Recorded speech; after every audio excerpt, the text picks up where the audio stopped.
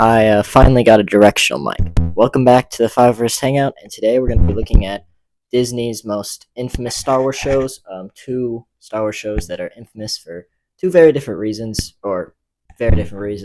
very different uh, locations on the scale of good and bad. I'm of course talking about Andor and the Acolyte. One is good and one is not, so we're kind of just going to be comparing the two in a few different categories and seeing if we can find out what went wrong, and if not, you know,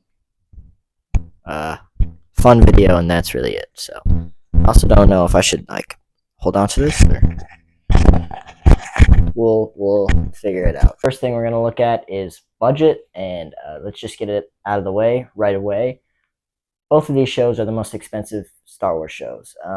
Andor had a budget of $250 million, which is more than the movie Rogue One, and The Acolyte had a budget of $180 million, which is still quite a lot. And there are some things where you can see why Andor had a bigger budget. Like Andor had more episodes. Andor had 12 episodes, each of them in varying length, anywhere from about 40 minutes to an hour.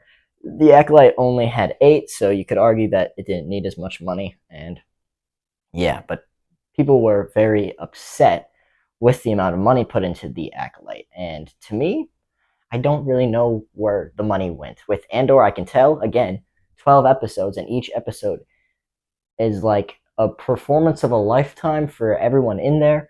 The dialogue and just everything. This has nothing to do with the budget, really. But like, I can tell that there was money behind it. With The Acolyte, sometimes it just looks and feels like a fan-made project, and I don't know how much of that is budget related, but a lot of the looks is definitely budget related, which is interesting because both of them actually, neither one used the volume. So I don't know, like The Acolyte certainly looked like it used the volume, but I guess they shot it all on location, which is kind of crazy to me, and I definitely don't see it. So there's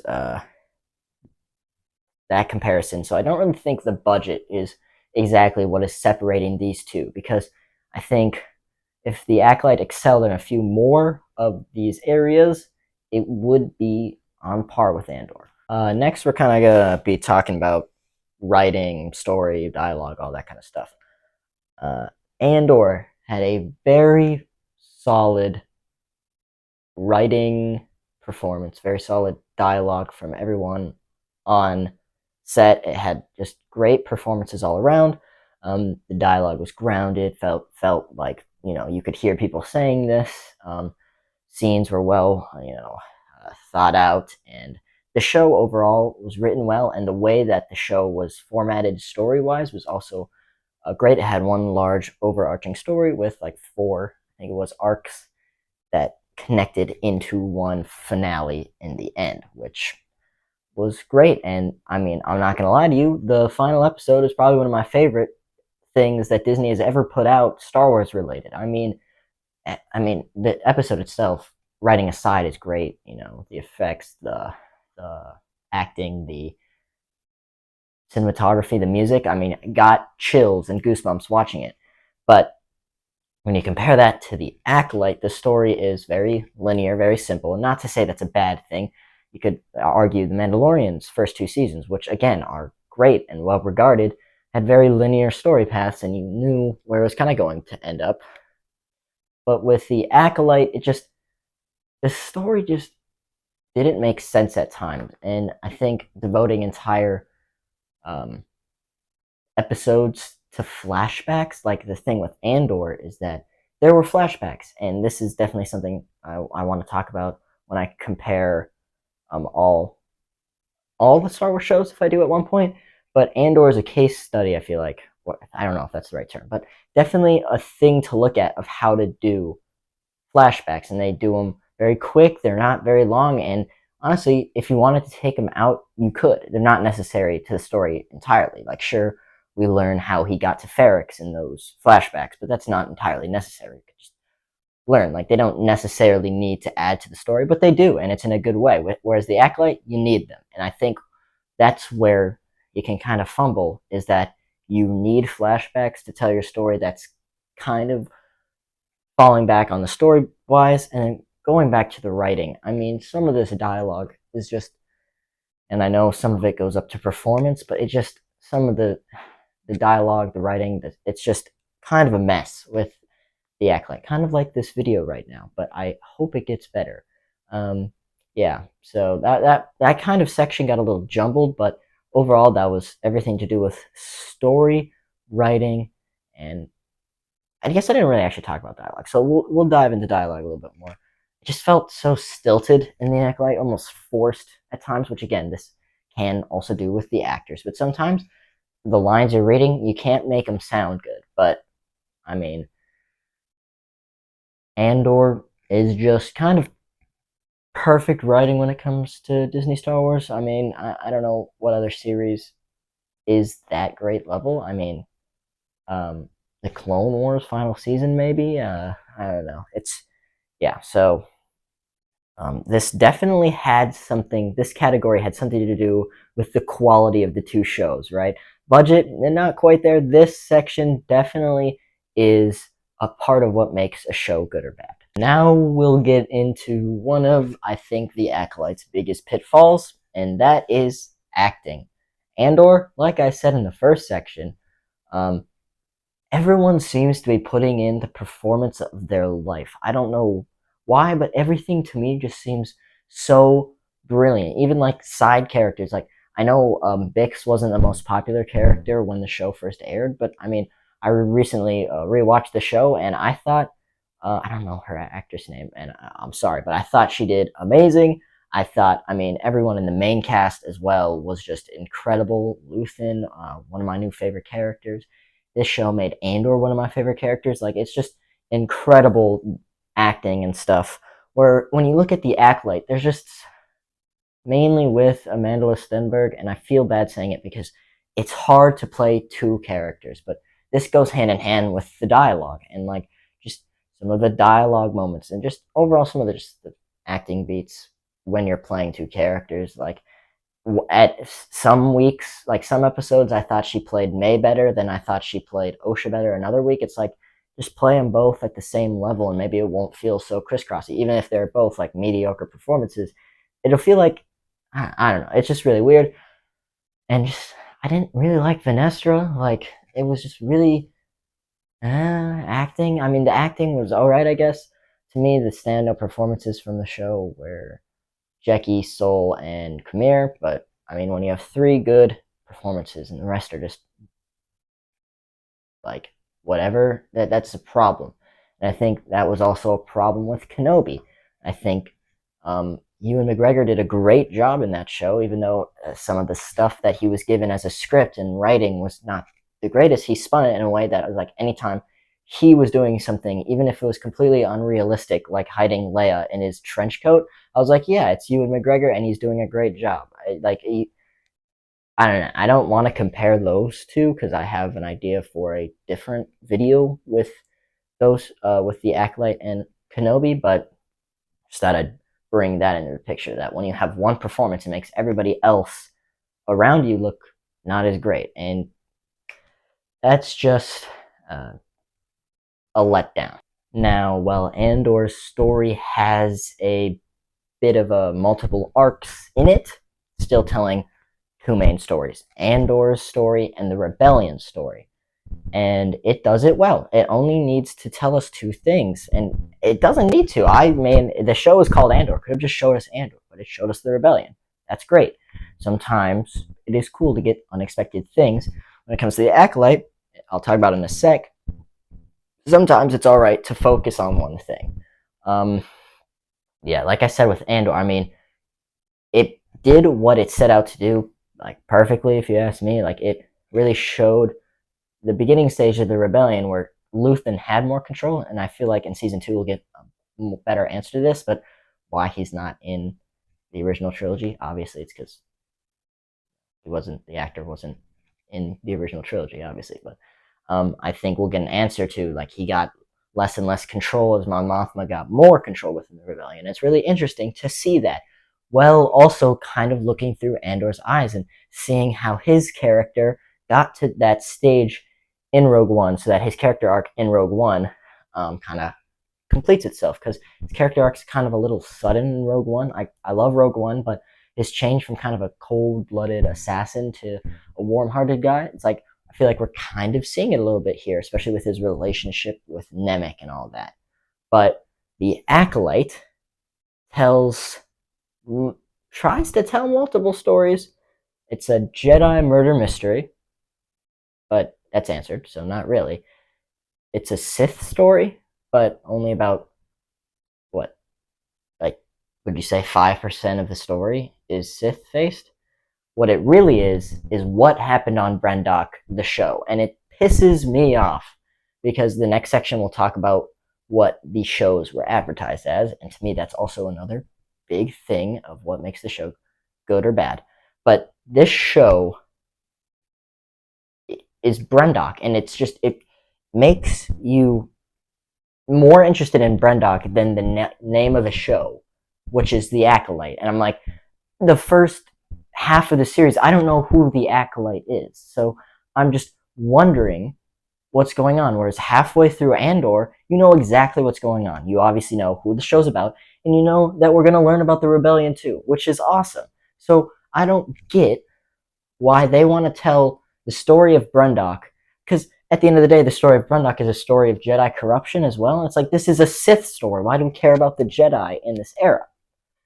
I don't know. It's kind of all over the place. They're trying to tell so many different stories that the one linear story path that the episodes have kind of just feel disconnected at some points, because it's like, oh yeah, let's talk about Brendok, but let's also go back to the Sith, but let's also go back to Venestra on Coruscant and learn about how the Jedi are just so bad in this time period. It's like, pick which one you want and execute that well, and you might have a good show. And that's what I think what we got with Andor. Obviously, like I said, we got that rebellion story as well, but Andor was our like point of view character, and we knew that from the beginning. So I think this is the last section, so not a lot more of me ranting left to go. But what these shows were advertised to be, and I think I touched on this in my Acolyte video a little bit ago when the Acolyte finished.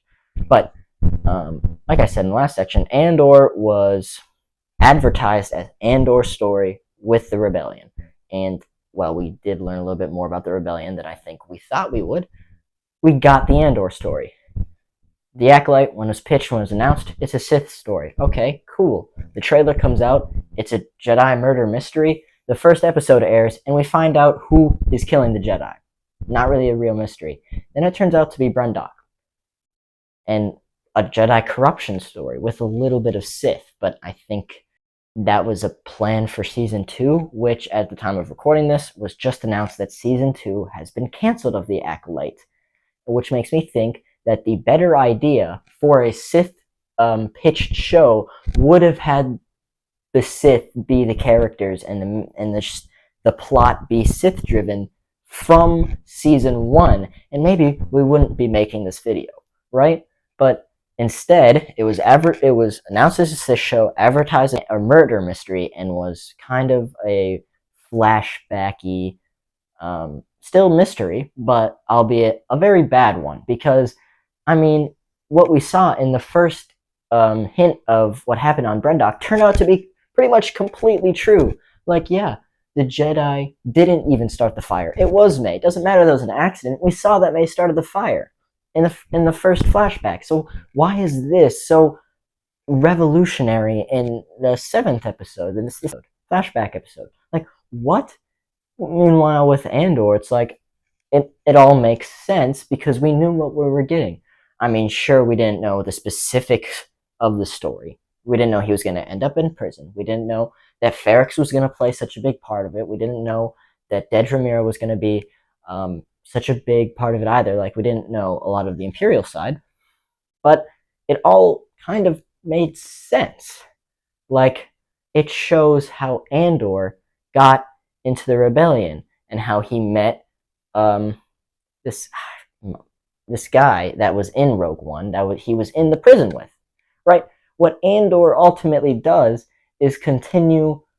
It's like, it's the epitome of what Rogue One was, right? Rogue One was taking this minor kind of like throwaway line in A New Hope of like, we have these plans, making a whole movie about the people who got these plans. Like, people in 1977 didn't care about that. People all the way in 2005 didn't care about that when we thought the last Star Wars movie came out. And people in 2014, 15, when The Force Awakens came out, didn't care about that either until the trailer dropped. And we're like, oh, that looks good. And then we got an entire show on a side character in a movie talking about a throwaway line. Like, that is what Andor and the directional team of Andor is all about. And we knew that's what it was going to be about. The Acolyte is like a story that I feel like we don't need to be told. A story of Jedi corruption? That could be interesting. We kind of learn about that in the prequels.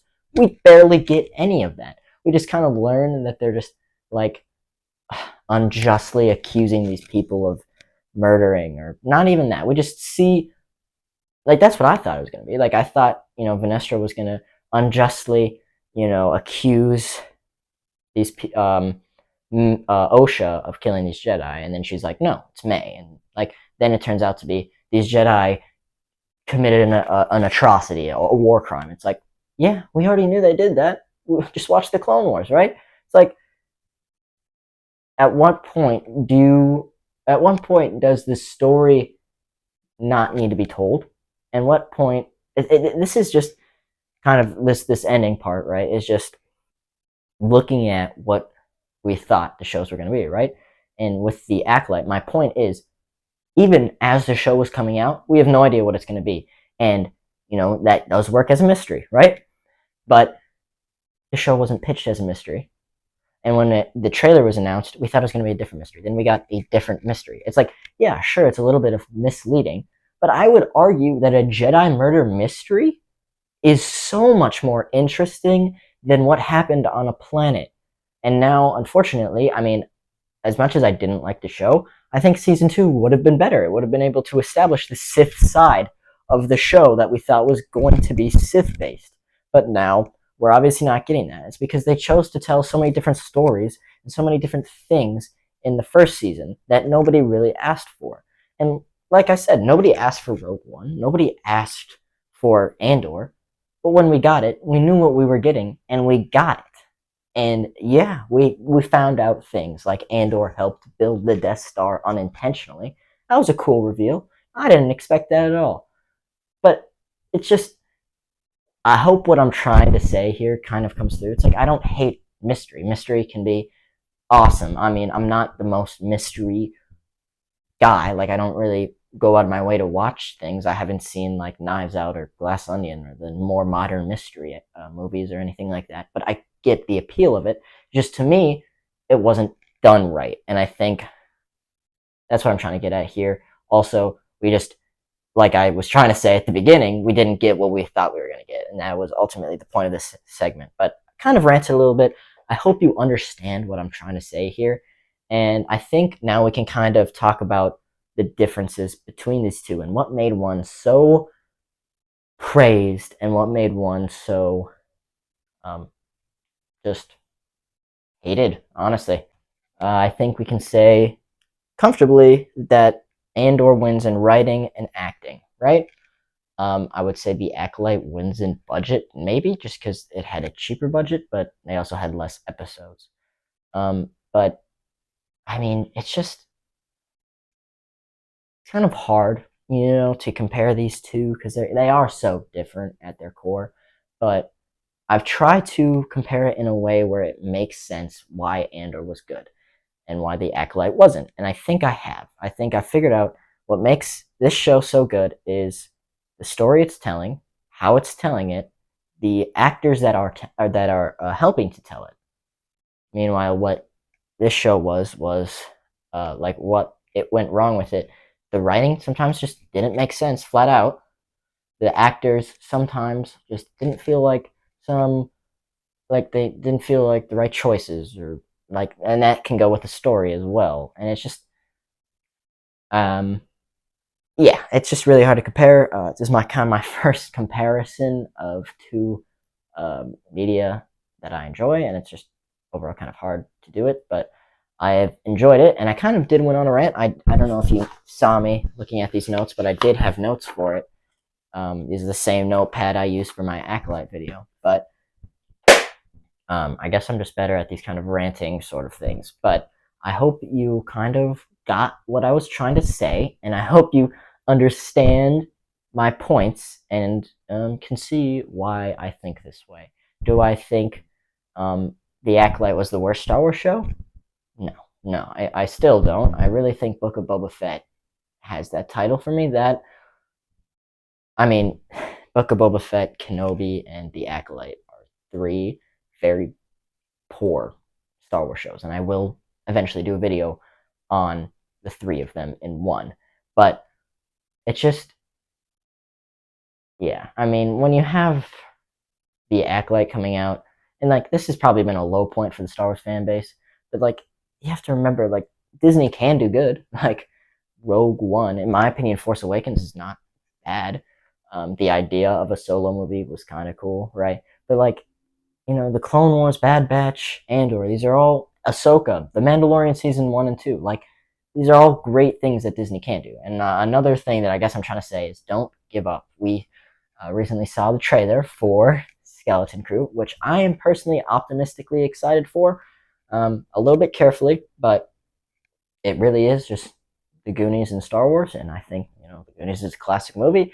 And I think, in Star Wars with the Jedi, it could get up to some really interesting and cool things. So just don't give up quite yet. I know a lot of people have, but I'm still here. I'm still going to make Star Wars videos. I'm still going to love Star Wars and, yeah, and other things, as my description of my channel says. But I hope you enjoyed my rant-ish video. We do a bunch of Star Wars stuff here, so subscribe, like the video if you like the video, comment your thoughts down below if YouTube allows them. I don't know what they're doing, but they disable my comment section sometimes. And yeah, I guess ring the bell maybe. Yeah, it's been a 5 of us hangout. Later, nerds.